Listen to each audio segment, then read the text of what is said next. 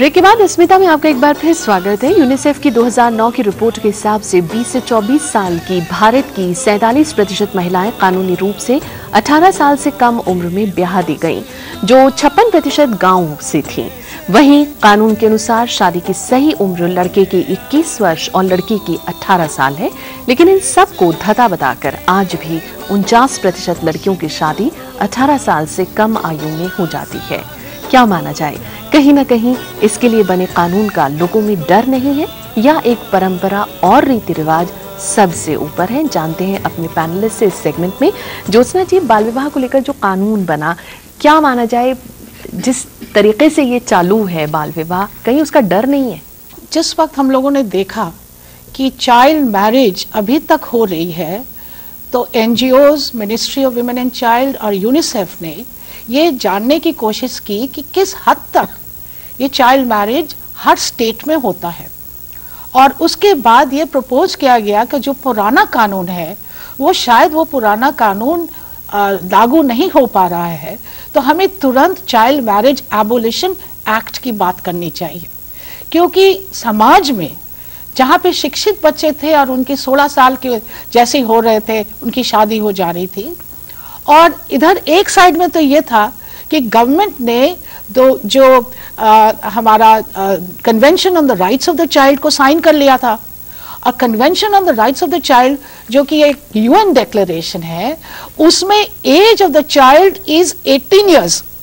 अब जो हमारे कानून है वहां पे कोई ठिकाना ही नहीं है कि ये बच्चा किस साल तक है।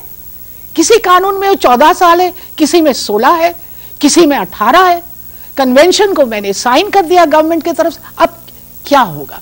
तो उस वक्त ये प्रयास होने लगी कि हमें चाइल्ड मैरिज रिस्ट्रेंट एक्ट को बदलने की जरूरत है, और वहां पे ये देना पड़ेगा कि चाइल्ड मैरिज एबोलिशन एक्ट की जाए। जॉइंट पार्लियामेंट्री कमेटी जब बैठी तो उन्होंने भी काफी डिबेट किया। कई लोगों के घरों में 16 साल की लड़की की शादी हो गई है, और ये भी उन्होंने देखा कि भाई ये जो कारण है, इससे जो एक बच्चे का ह्यूमन राइट्स की बात आती है उसमें बहुत प्रॉब्लम हो रही है। ना तो वो पढ़ पा रही है, ना तो उसकी हेल्थ का कोई ठिकाना है, ना तो उसकी अपनी डिसीजन मेकिंग पर कोई ठिकाना है। और साथ ही साथ छोटी बच्ची को शादी करवा के एक बूढ़े आदमी के साथ वो ले जा रहा है, बेच दे रहा है, प्रोस्टिट्यूशन बढ़ रही है, ट्रैफिकिंग बढ़ रही है। अब ऐसे हालात में कानून बदलने की जरूरत थी, लेकिन चाइल्ड मैरिज एबोलिशन एक्ट नहीं बना, prohibition of child marriage act बना। इसमें जो हुआ, ये बात सच है कि कानून में एज उन्होंने 18 साल के नीचे कोई बच्चे की शादी नहीं होगी, ये बहुत अच्छी बात आ गई। उन्होंने ये भी बंदोबस्त कर दिया कि हर डिस्ट्रिक्ट में एक ऑफिसर होगा जिसकी एक स्पेशल रिस्पॉन्सिबिलिटी होगी देखने के लिए कि चाइल्ड मैरिज अगर होता है तो उसको तुरंत उसको कंट्रोल की जाए, प्रोहिबिट की जाए। उन्होंने एक बहुत अच्छी बात उठाई, हेल्थ से रिलेटेड जो बात, लड़की की जिस बच्चे की छोटे उम्र में शादी हो जाती है, और पहले तो एक सिस्टम भी था चंद्रजीत जी, गौना का सिस्टम था, क्या वो अभी भी चलता है? नहीं, अब बंद हो गया है। जब बहुत ही अर्ली एज में शादियां होती थी तो उस समय लड़की को तब तक मायके में रोक लिया जाता था जब तक कि वो जवान नहीं हो जाती थी, है ना। तो गौने की वो प्रथा थी। लेकिन अब कुछ जागृति तो आई है ना। ये तमाम जो मीडिया के माध्यम है, इनसे और कानून और सरकार के प्रचार से जागृति तो आई है, लेकिन जागृति पर कहीं ना कहीं वो मूल्य, वो परंपराएं भारी पड़ जाती हैं। मुझे धूमिल की एक कविता की एक पंक्ति याद आ रही है कि सड़क पर बाएं चलना हमें नगर पालिका ने सिखाया है। तो उसी तरह से कानून हमें सिखाता है कि क्या आपको करना है, क्या नहीं करना है। लेकिन थोड़ा सा पीछे जा रहा हूं, अकबर और अब उस जैसे शासकों ने भी बाल विवाह को रोकने के लिए लोगों को हतोत्साहित करना शुरू किया था। लेकिन ये प्रथाएं इतना स्ट्रांग है, जड़ें अंदर तक की बिल्कुल, कि इसको लोग भूल नहीं पाए, छोड़ नहीं पाए। आज भी वही स्थिति है, लेकिन थोड़ा सा सुधार नजर आता है। अगर सही मानों में ये जो कानून बने हैं और उस पर कुछ लोगों को सजा मिले, ये डिटेरेंट का काम करेगा। लोगों को मजबूर करेगा कि ये इस तरीके की बातें नहीं। दूसरी बात, जो जागरूकता की बात हम लोग करते हैं, देखिए जानकारी होना एक अलग बात है, लेकिन उसका एटीट्यूड और बिहेवियर में, उसका व्यवहार में लाना वो दूसरी बात है।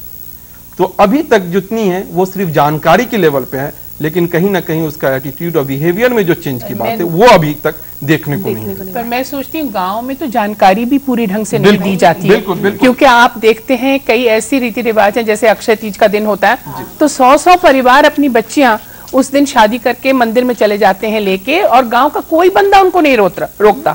ना तो वहाँ के प्रमुख रोकते हैं, जाते हैं लोग, यहाँ तक कि आप देखेंगे कि बहुत सारे लोग उसमें जाते हैं। ना स्कूल में पढ़ाने वाले जितना हमारे टीचर्स वगैरह है वो कोई नहीं रोकता है। इन्विटेशन भी दिया जाता है, न्योता भी दिया जाता है, लेकिन कुछ नहीं, कोई रोकथाम नहीं होता।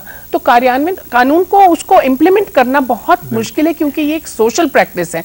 लेकिन गांव में ये क्लियरली बता देना चाहिए कि जो बच्ची कम उम्र की होती है वो अपने आप से माँ बनने में उसको दिक्कत होती है। एक तो हमारी बच्चियों में बहुत ज्यादा एनीमिया है, ब्लड की कमी है, तो जब तक वो खा पी के थोड़ी सी तंदुरुस्त नहीं होती, थोड़ी सी उम्र नहीं होती 18-20 साल की, उनके आगे बच्चे अगर पैदा हो तो उनकी सेहत बहुत गिर जाती है।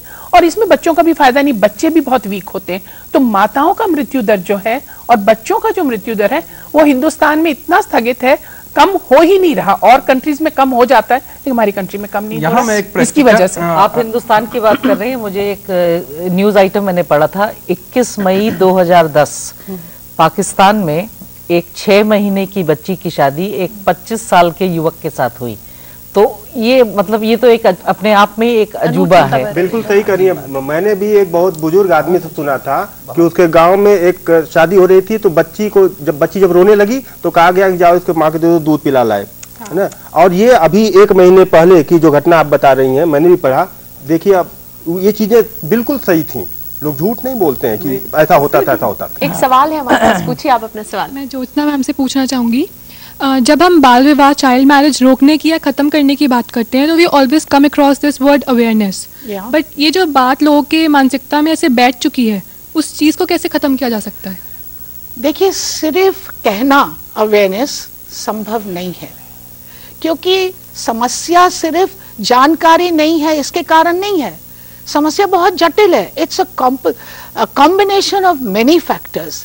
सबसे पहला फैक्टर ये है कि हमारा जो पैट्रियार्कल माइंडसेट है, जो कहता है कि जो औरत है she can be used anyway, okay. दूसरा है कि ये औरत को जितनी जल्दी हो आप अपने घर से, जैसे ये कह रहे थे हम, जितनी जल्दी हो उसको शादी करवा दें, क्योंकि वो एक बोझ बन जाएगी। जो गरीब आदमी है वो दोनों को कंबाइन करता है, और जो अनपढ़ है वो 3 को कंबाइन कर लेता है कि भाई औरत कम है, गरीबी है, हमारी प्रथा ये कहती है, और चौथा है लैक ऑफ इंफॉर्मेशन की कानून है, तुम पकड़े जा सकते हो। तो ये चारों जो कॉम्बिनेशन है ये कॉन्स्टेंटली प्ले करती है हमारे लाइफ में, और जब तक कि हम ये चारों को एक साथ टैकल नहीं करेंगे तब तक चाइल्ड मैरिज हम बंद नहीं कर पाएंगे।